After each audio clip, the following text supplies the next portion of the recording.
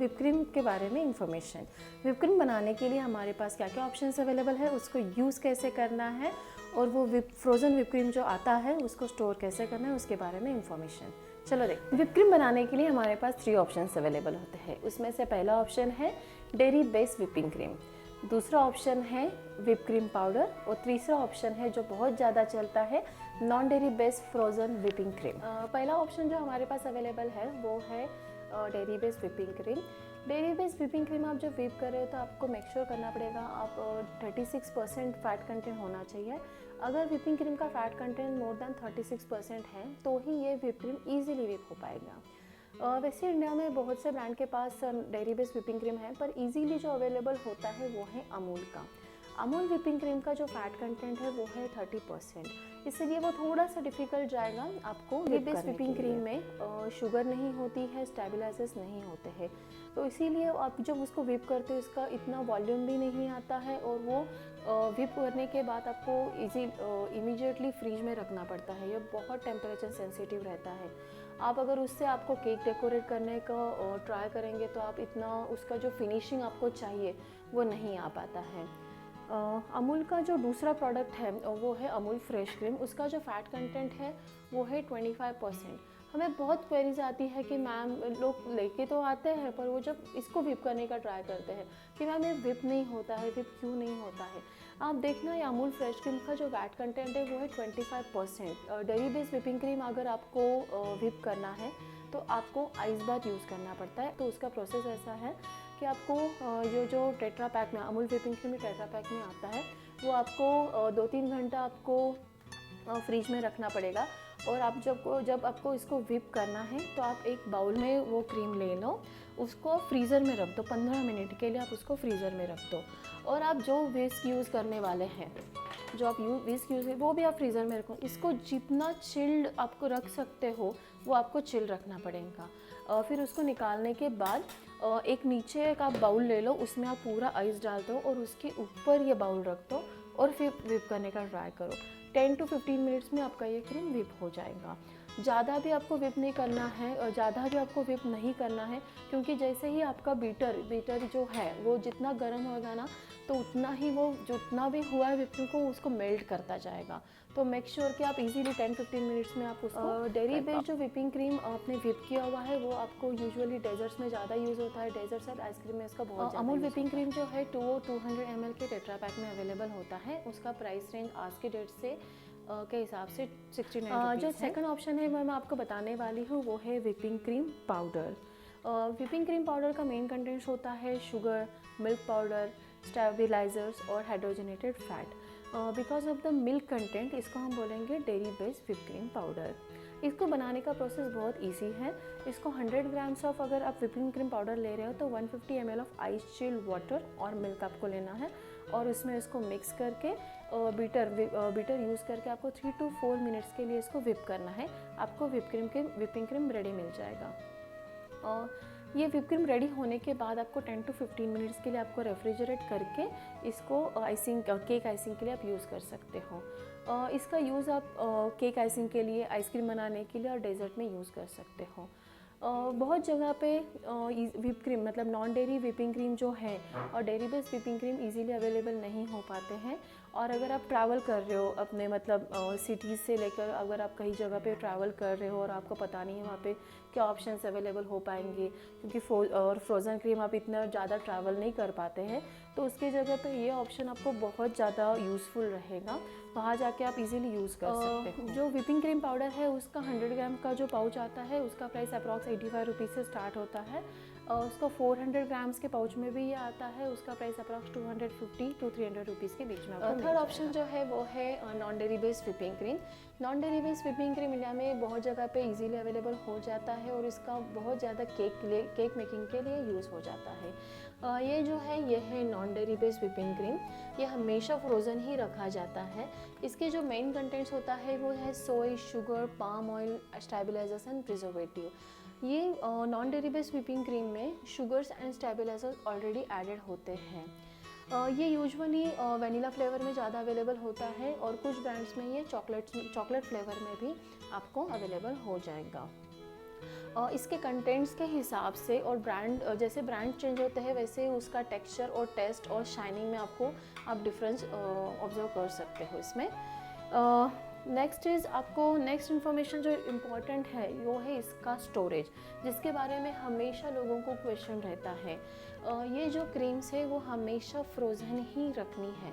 जब ये आप कभी भी शॉप में जाओगे परचेस करने के लिए हमेशा फ्रोज़न रहती है, और आप जब शॉप से लेकर आते हो वो उसको हमेशा फ्रोज़न ही रखना है।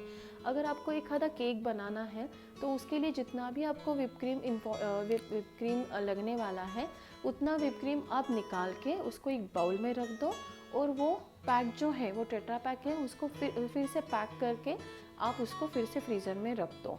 मैंने बहुत बार ऑब्जर्व किया है कि लोग ऐसा करते हैं कि उसको पूरा के पूरा पैक निकाल कर रख देते हैं, उसको थॉ होने देते हैं और फिर जितना चाहिए वो क्रीम निकाल के उसको फिर से फ्रीज़र में रख देते हैं। पर ऐसा आपको नहीं करना है। आप जितनी बार वो क्रीम को थॉ करेंगे उसका जो क्वालिटी है वो डिग्रेड हो जाएगा और उसको ख़राब होने के चांसेस ज़्यादा बढ़ जाएंगे, क्योंकि ये जो whipping cream frozen whip cream होता है वो आप जब क्लोज है तभी भी वो 6 to 8 मंथ्स रहता है। इवन आफ्टर ओपनिंग या आपके फ्रीज़र में 6 मंथ्स तक रह सकता है।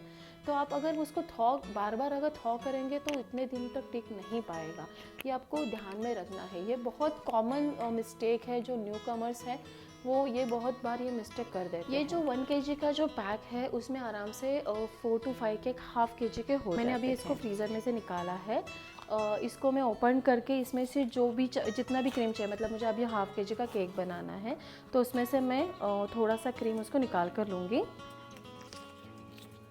और फिर उसको पैक करके फिर से इसको फ्रीज़र में रख दूँगी। इसको पूरा डिफ्रॉस्ट थॉ मतलब क्या, इसको जब आप बाहर निकाल के रखते हो उसको पूरा मेल्ट होने देंगे और फिर इसको फिर से फ्रीज़र में डालेंगे और उसको फिर उसका आइस बन जाएगा। पर ऐसे नहीं करना है आपको, ये मेक श्योर कर दो। विप क्रीम बनाने का जो प्रोसेस है वो मैं आपको बताती हूँ। और जब भी आपको केक बनाना है उससे 2-3 घंटे पहले फ्रीज़र में से आप ये विप क्रीम का टेट्रा पैक निकालो। उसमें से जितना भी आपको क्रीम चाहिए वो एक बाउल में ले लो और फिर वो टेट्रा पैक फिर से पैक करके फ्रीज़र में डाल दो। जितना भी आपने ये बाउल में क्रीम लिया है वो जो बाउल है वो रेफ्रिजरेटर में रख दो। ये बाउल बाहर बिल्कुल मत रखना। आपको ये बात एक मेक श्योर करनी है कि जब भी ये क्रीम आपको विप करना है ये क्रीम लिक्विड कंडीशन में भी है और ये एकदम चिल्ड भी है, एकदम चिल्ड होना चाहिए। बिकॉज जब हम इसमें बीटर से विप करते हैं, बीटर का भी जो टेम्परेचर है उससे भी ये क्रीम को एनर्जी मिलती है, तो ये ऑलरेडी मेल्ट हो सकता है। इसीलिए आपको मेक श्योर करना है कि ये एकदम ही चिल्ड है। मैं अभी ये जो बीटर है ये फ़िलिप्स का 300 वैट्स का बीटर है। ये 300 वैट्स के बीटर से इजीली विप हो जाएगा। कई बार मैंने सुना है कि बहुत क्वेरीज आती हैं, मैम हमें 400 वैट्स के ही बीटर्स की ज़रूरत है क्या? ऐसा कुछ नहीं है। 400 वैट्स से होगा, ऑफ कोर्स होगा, थोड़ा सा फास्टर होगा, पर ये 300 वैट्स से भी इजीली हो पाएगा। आपको स्टार्ट करते समय आपको सेकंड और थर्ड स्पीड पे आपको 1-2-3 मिनट के लिए करना है और फिर आपको हायर स्पीड पे जाना है।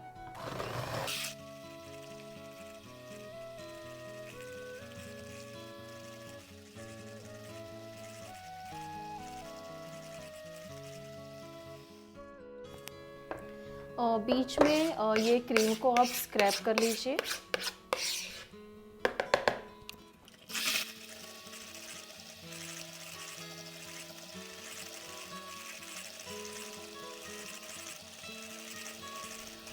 ये जो विप क्रीम विप हुआ है ये है सॉफ्ट पिक। आप सॉफ्ट पिक, मीडियम पिक और हाई पिक आपके रिक्वायरमेंट के हिसाब से मतलब यूजुअली डेजर्ट में मीडियम और सॉफ्ट पिक जाता है और केक के लिए आपको हार्ड पिक लगता है।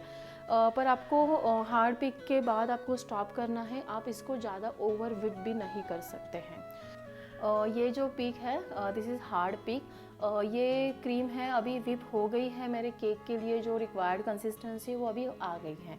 कभी कभी ऐसा हो जाता है कि ये विप क्रीम आप ज़्यादा विप कर देते हो, उसको ओवर विपिंग बोलते हैं, और इसको आज बना दिया और कल यूज़ करने के लिए तो उसमें थोड़े बबल आ जाते हैं और ड्राई लगने लगती है।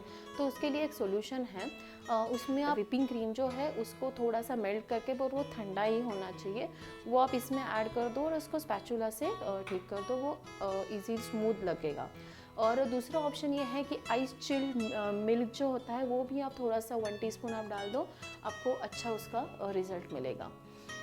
ये जो व्हिपिंग क्रीम है इसमें आप इसेंसेस डाल सकते हो, इसेंसेस एक्सट्रैक्ट डाल के आप इसको फ्लेवर कर सकते हो। इसमें लिक्विड कलर चलते हैं, जेल कलर चलते हैं और सुपर व्हिप के जो पाउडर कलर्स है उसके भी इससे रिजल्ट्स बहुत अच्छे आपको मिल जाएंगे। ये फ्रोज़न व्हिपिंग क्रीम का रेंज जो होता है वो अप्रॉक्स 110 से लेके 240 तक डिफरेंट ब्रांड के हिसाब से चेंज होता है। डिफरेंट ब्रांड के हिसाब से इसका टेस्ट में भी डिफरेंस आ जाता है, तो आप चूज़ करते वक्त एक बार ट्राई करना सभी ब्रांड और फिर ही आप चूज़ करना कि आपको कौन सा व्हिपिंग क्रीम यूज़ करना है। अब ये वीडियो आपको अच्छा लगा होगा, आपके व्हिपिंग क्रीम के बारे में जो भी क्वेश्चन है वो आंसर किए गए होंगे।